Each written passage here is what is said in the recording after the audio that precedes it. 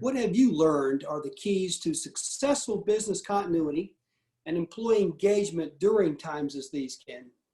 Bo, I love the question. I think over the years, the most essential thing I've learned about keeping employees engaged during any change program and keeping a smooth business going is having a very intentional, thoughtful, and deliberate plan. I think I've experienced both scenarios where there's been a lot of execution and thought into a plan, and some where there haven't.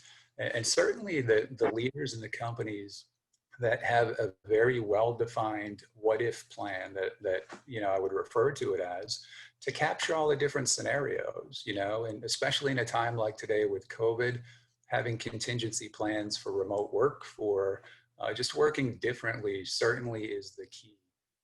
And the best in class companies will have a great plan that captures all of those possible events.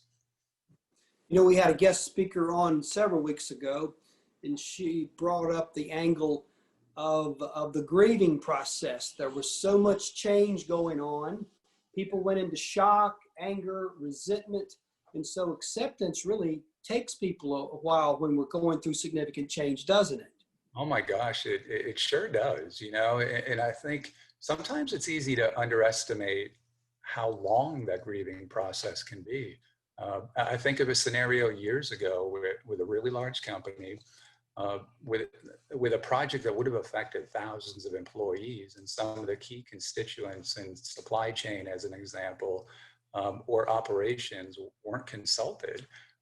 So not only are scenarios like that disruptive to the company, but they extend that grieving process that you're talking about. Employees feel a little bit of resistance because of not being involved and informed, and kind of feeling like they don't know where things are headed.